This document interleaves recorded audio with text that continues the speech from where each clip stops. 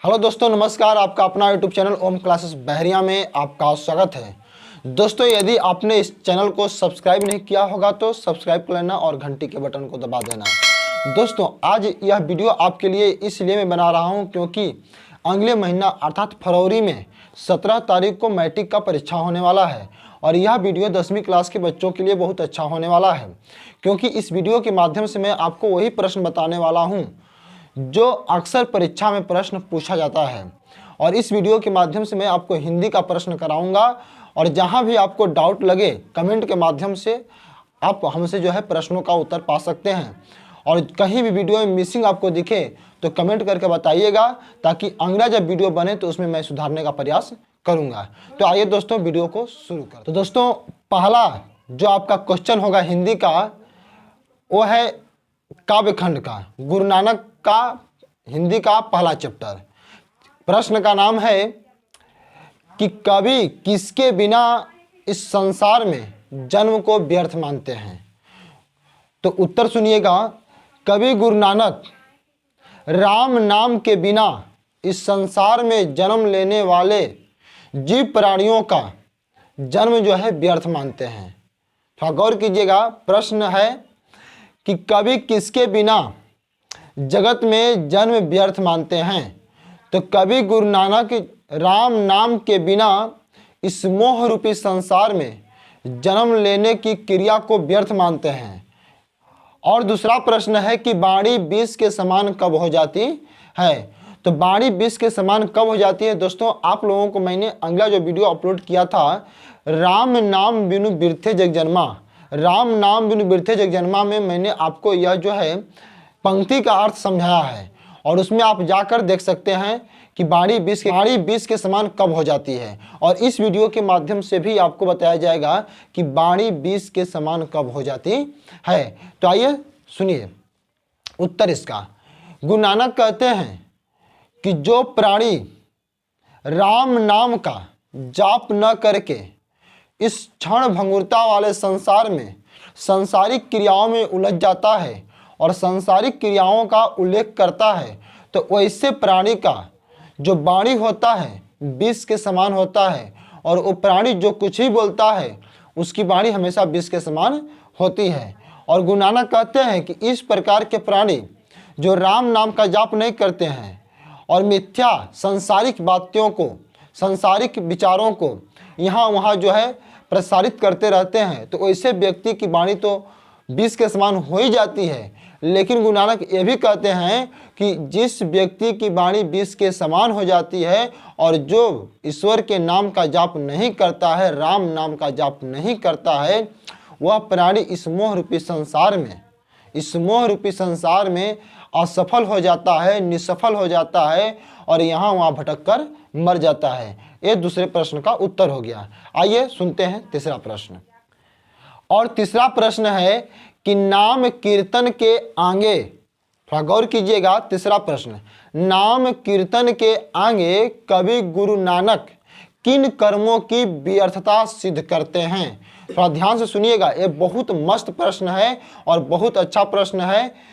तो इसका उत्तर यही होगा कि कवि गुरु नानक कहते हैं कि हमारे जमाने में कर्म कांड के अनेक स्वरूप देखने को मिले। अर्थात कवि गुरु नानक कहते हैं कि जब कोई प्राणी राम नाम का जाप न करके और इस मोह रूपी संसार में अपना जो है सांसारिक भेष बदल कर, अर्थात साधुओं का भेष बदल कर, कहने का तात्पर्य है कि हाथ में डंडा लेकर, जो डंडा साधु लोग अपने हाथ में लेते हैं वो बैराग का डंडा होता है, तो हाथों में डंडा लेकर, कमंडल लेकर, जिसमें पानी लेकर साधु लोग चलते हैं और जनेऊ धारण करके और बड़े बड़े शिखा बढ़ाकर और उसके बाद अपने शरीर में भस्म लगाते हैं, अर्थात अपने शरीर में राख लगाकर और उसके बाद शरीर में अनेक जगह, अनेक शरीर के अनेक भागों में जो है टीका लगाकर और परमपिता परमेश्वर की प्राप्ति के लिए जो प्राणी यहाँ वहाँ भ्रमण करते हैं,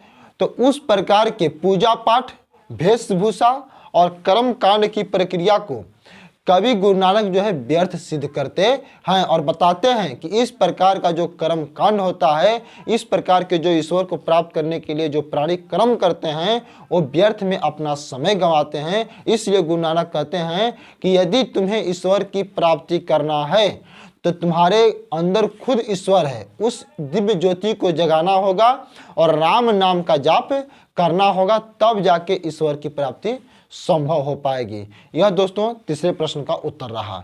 और आइए चौथा प्रश्न का उत्तर देखते हैं। और चौथा प्रश्न है, हरि रस का क्या अभिप्राय है? गुरु नानक के पंक्तियों में हरि रस का क्या अभिप्राय है इसका भी उल्लेख किया गया है। आप लोग जो है वीडियो को देख सकते हैं, उसमें मैंने व्याख्या किया है।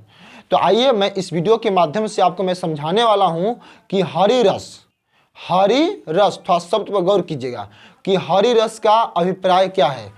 डियर स्टूडेंट्स, आप सुनो गौर से। हरि रस, हरि का मतलब होता है ईश्वर और रस का मतलब होता है कि हरि के भक्ति में अर्थात ईश्वर के भक्ति में संलग्न हो जाना, ईश्वर के भक्ति में मग्न हो जाना ही हरि रस कहलाता है। इसका उत्तर हम इस प्रकार दे सकते हैं कि प्रस्तुत पंक्ति में गुरु नानक कहते